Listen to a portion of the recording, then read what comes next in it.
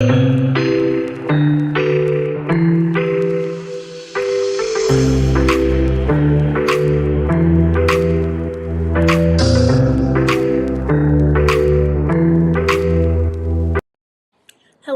everybody. Happy Monday, and welcome back to another episode of Health Unfiltered. I am your host, Madison Shaw, and today we will be talking about tips for balanced and healthy meals on the go. This is something that a lot of my clients request when they come to me. They don't want to change their lives completely upside down. They still want to enjoy meals with family and friends and social outings, and that is completely doable without turning your life upside down. So eating out can be a great way to socialize with friends, enjoy delicious meals, and just get a break from cooking. Anytime I don't have to cook or clean my kitchen, it's a win for me. But because we don't have total control of what ingredients are used when we eat out, eating out can lead to unhealthy choices, and over time, that can have a negative impact on our overall health. And I don't mean to be that person, but I think that eating out is a really important part of our social, emotional, and overall health. So that's why I want you to make the most of it and go out and eat, enjoy things that you like, but also fuel your body. This does not have to mean you throw everything out the window. So if you're looking to stay on track with healthy eating or just how to build better balanced meals that will keep you full and that actually make you happy and are worth spending the money on when you go out, these are some helpful tips that can be implemented not only at restaurants, but maybe at outings to other people's houses where you don't have control of cooking the food. So number one is something that I do so much just because I'm an indecisive person. I love to check the menu beforehand and see what all they have. 9 out of 10 times, restaurants will let you mix and match. And even if you do decide on like a last minute change, I know that getting a glance at the menu beforehand gives me all the time I need to kind of concoct my perfect meal.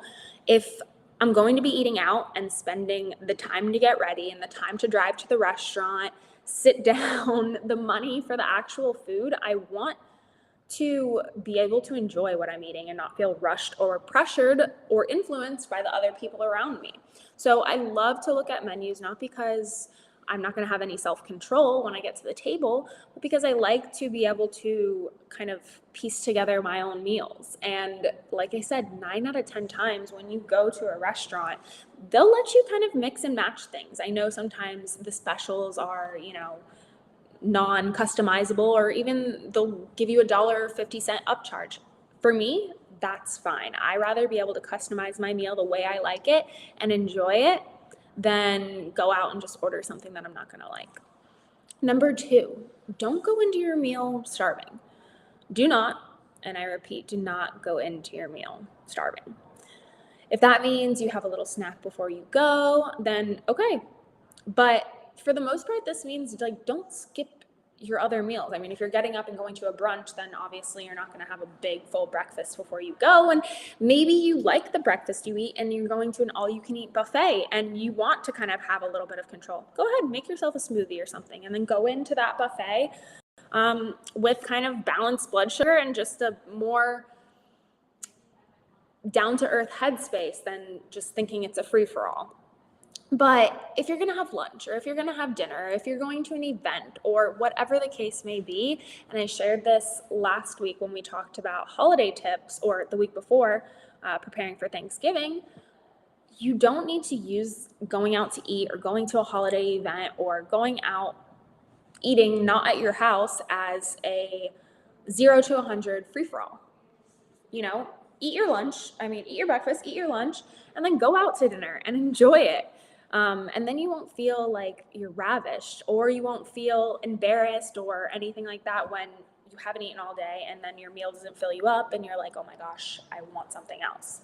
So go in prepared, have your meal beforehand or a little snack or whatever it may be, go to the restaurant, order your food, enjoy it, and then wake up the next day and start your day over. Number 3, and I get a lot of hate for this one, but honestly, like I said, if you're going to go out to a restaurant and you're going to pay to have your food cooked for you, why not get it the way you want it? So be specific with the way you like your food cooked, within reason. I like to avoid fried foods on most occasions, and this is kind of a tip on its own. But fried foods are really just kind of empty to me. I mean, I do enjoy French fries if I'm getting a hamburger or something like that, but like chicken tenders and mozzarella sticks and French fries and fried calamari, like all fried, you're just gonna feel like absolute shit, for lack of a better word, when you leave that restaurant. No one feels good after they eat fried food. Like, no one. So avoid fried if you can. If that's what you want to go out and spend your meal on, then by all means go ahead. But if I'm giving you tips and tricks for kind of to try to build balanced meals, then I'm going to tell you to avoid fried. But if you want your vegetables grilled instead of sauteed or instead of steamed, don't be afraid to ask. Maybe you ordered grilled chicken and the veg that comes with it is steamed, but you want a little butter on it because you want some added fats, which I highly recommend. Or maybe you're just more likely to eat your vegetables if they have a little bit of butter on them. Order it like that. Going out to eat does not mean sacrificing all flavor and all enjoyment while still trying to eat healthy and balanced. It does not mean bland and boring, but some of the keywords that I like to tell my clients to look for on menus if they're trying to stay healthy and balanced is grilled, roasted, steamed, air fried. These are always going to be good keywords to look for and a good place to start if you're looking for something a little on the lighter side, whereas like deep fried or beer battered or I don't know, what's another one? Crispy, crunchy. Those are the ones I can think off my head. Those are going to point more towards like fried foods. Now you're seeing air fried, which is another good option. So I know it can be a little bit confusing, but air fryers are kind of just like a sped up oven. So because it's so hot and the air is circulating in a smaller space, it's going to give the fried illusion on the outside and not overcook your food on the inside. So those are always good keywords to look for. Number 4, order multiple appetizers instead of a meal. So maybe you're not that hungry. Maybe you did have a snack or a meal before you came out, or maybe you're feeling like you want a couple of things on the menu, which I know happens to me a lot. Most restaurant entrees are huge. So instead of ordering one big entree that you're only going to have a couple bites of, then order like a couple appetizers or little like plates to share, or find a tapas restaurant where you can order like small bites of everything so you don't feel obligated to eat it all because you paid for it, or you don't feel obligated to eat something that you don't want. The next tip kind of ties into the one I just shared, but share your plate with someone. You don't have to get your own meal. That's the great part about restaurants, is that you can always order more if it's not enough, or if you're hungry, or if the person you're sharing with is still hungry. Pick 2 entrees and share, or pick a couple of appetizers that the whole table can mix and match. And then if there's leftovers, then pack it up and take it home for another meal. That is the beauty about being at a restaurant, is you can have that variety. You don't have to get out all the ingredients and cook a million different things. And like I said, if you're still hungry, order more. That's fine. There's nothing wrong with that. There's been times where I don't feel hungry going out, and I'll start with a side salad, and then I start to see other people's food coming, or my dinner ends up being longer than I anticipated, and I'm sitting there for another hour. Go ahead and order something. There's no shame in my game. If I'm hungry, I'm ordering. Number 6 is, this one was really hard for me because I'm a very, I would say like a fizzy girl. I love fizzy drinks, but skip the soda. Just do it. Do yourself a favor. This is something I cut out a long time ago. I do have the occasional soda. So, if you are out at a restaurant and like, I don't eat fast food anymore, but I will tell you that McDonald's has the best Sprite. So sometimes when I'm on road trips with my parents and they drive through McDonald's, I'll get myself a Sprite. Like, it is what it is. But if you're going out to restaurants and you're looking on ways to cut back some things so that, you don't leave feeling like absolute crap mentally and physically, cut back the soda. Not only are they packed with sugar, but they don't fill you up. And let's be honest, who just has one? Especially when refills are unlimited. the waitress just fills it up without you asking. There's been many times where I'm like, I'm just gonna have one. I want a little bit of fizzy. I order a Sprite, and the next thing I know, I look over and there's another one. And personally, I drink it. So we're talking anywhere from 150 calories upwards of 600 just added by soda. That's really not doing anything for you. And if it does end up filling you up, then what the heck? You just missed out on like a really good dinner that probably has some more nutrients in there, like protein, fiber, fat. So my suggestion is just ditch the soda. Now, number 7, again, kind of ties into this one. If you're drinking alcohol, just cut out the sweet mixers. Replace soda, juice, any of those like sweet and sour mixes with seltzer or soda water or like fresh squeezed citrus, bitters, fresh fruits. Most bartenders are more than accommodating to make drinks that you like.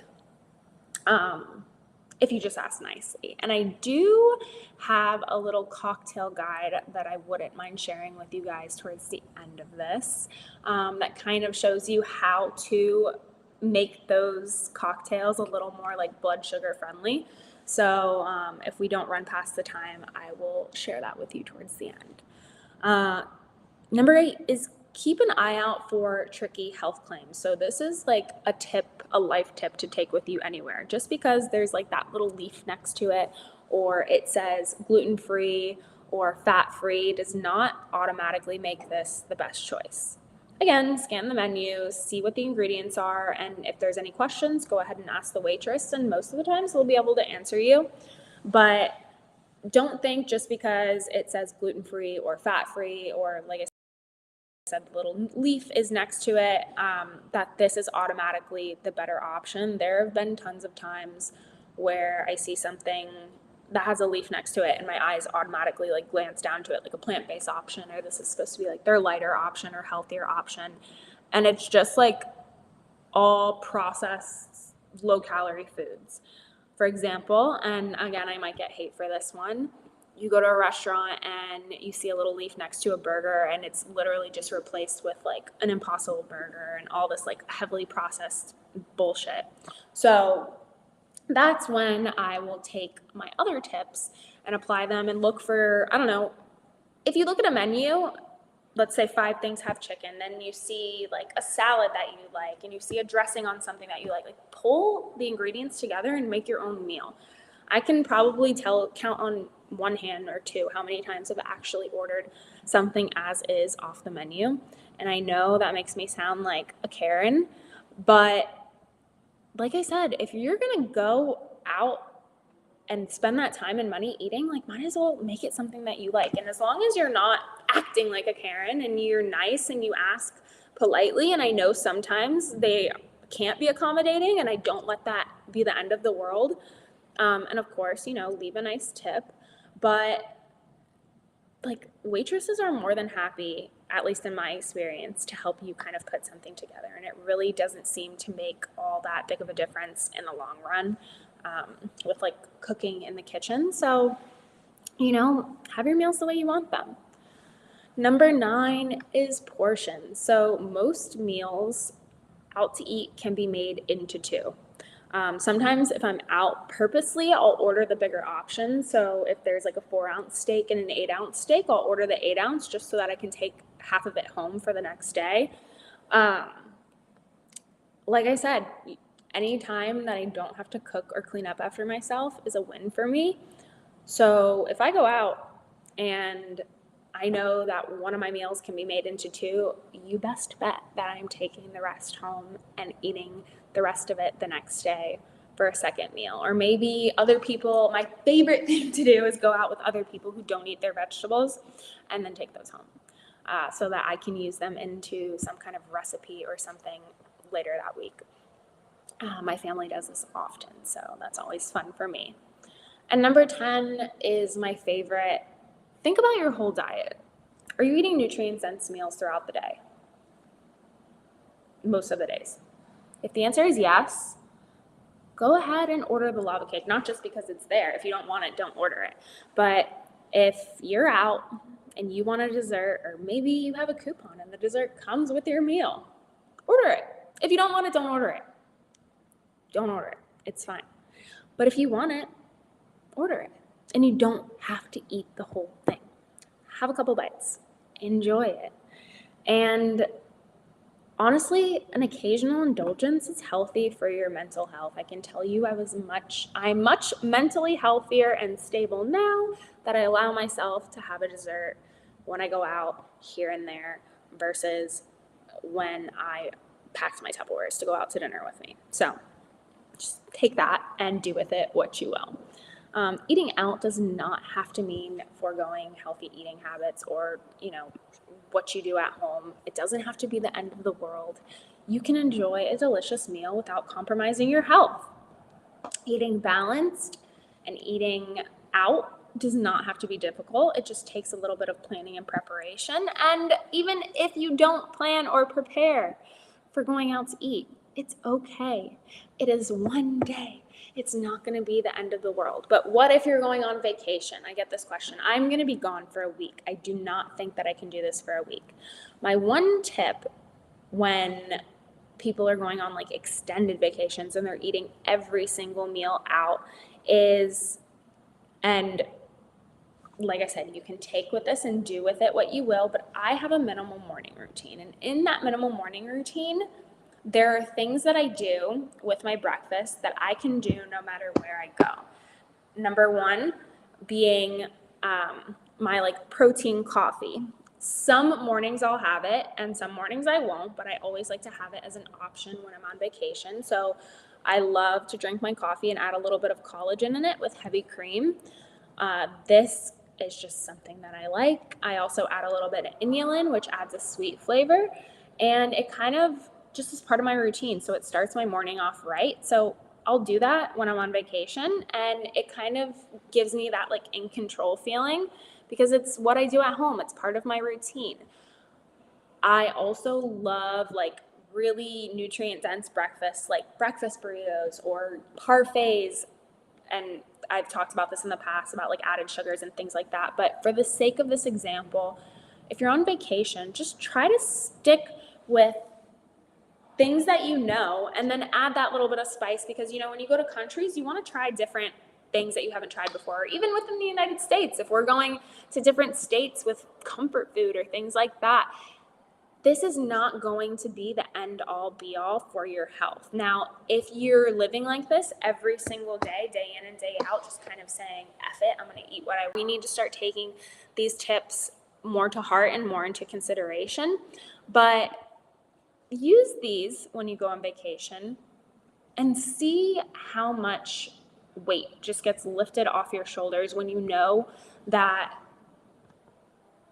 you are still helping your body meet your goals physically, mentally, health-wise, when you go out and you put together a balanced plate. It doesn't have to be perfect. It's never going to be perfect. Even at home, we're probably missing out on a few things, but it's not the end of the world. And it's really, really going to add up over time emotionally to be a healthier practice than you just kind of secluding yourself and becoming a recluse and never going out to eat again. So let's see. I think we have a little bit of time. Yeah. Let's see if I can share my screen with you and share my little cocktail recipes because these are always super fun to put together. Oh, and I also have a dining out guide that I guess I can share with you guys. So one thing I love when you're starting to compose your own meals is, let's see if it'll let me put this out. Composing balanced meals. So getting protein, getting healthy fat, getting fiber in there. And 9 out of 10 times you're going to be able to do this at a restaurant because you'll be able to pick ingredients that they have on the menu. Sorry, I'm like doing two things at once. So this is kind of a dining out guide that I have. And while it's pulling up here, okay, here we go. So if you can see this, we have brunch at the top. So these are some common balanced things that you'll be able to find at brunch that you can throw together to create an amazing meal. So you have eggs, you have sausage, you have bacon, hash browns, avocado, the classic.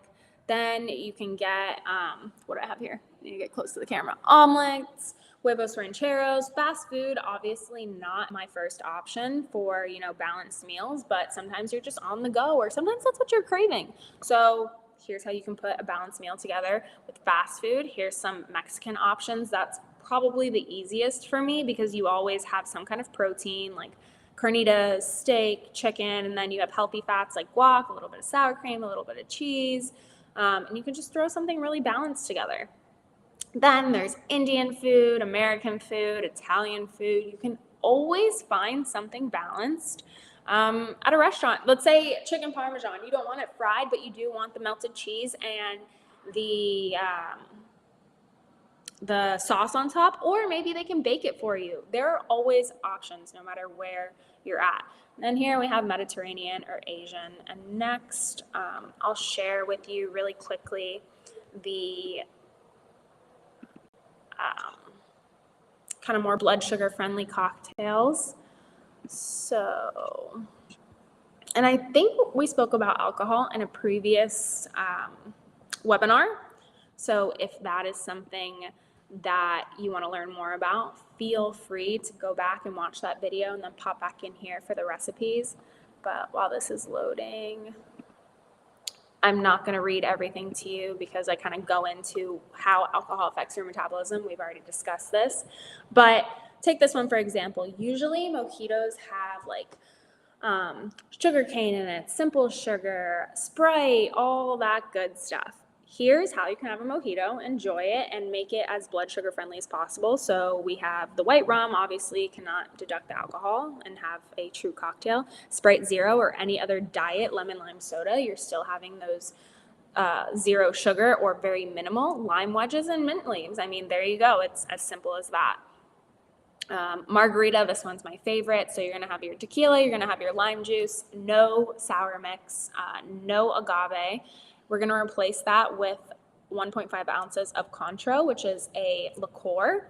But adding that 1.5 ounces of Cointreau is going to be about 10 grams of sugar, whereas adding simple sugar or a sweet and sour mix is going to be upwards of like 70 grams of sugar. So, we're making those switches where we can.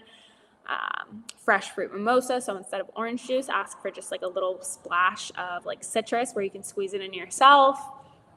Negroni, this is kind of like as is. It's mostly alcohol, so you're kind of safe here. Palomas, gimlets, dry martinis, that's as is. Coconut lime cooler, that was just something fun. Ginger spread. So you can see there are many ways to still have fun cocktails and keep them blood sugar friendly. This has kind of turned into a whole nother video, but I wanted to share those with you because especially around the holidays, I think people's anxiety kind of goes up about, setting that New Year's resolution, losing the weight, or the comments that people are going to make about what you're eating or how much you're eating or what you look like during the holidays, and that is a whole nother video in itself, which I will talk about next week about how to combat that those comments that you get during the holidays and what you can say back or what you can say instead to kind of use that as a teaching moment. So I hope you enjoyed this video this week. I hope that you can take those tips and apply them to your own life, and I will see you again next week for another episode of Health Unfiltered. Have a great week, guys.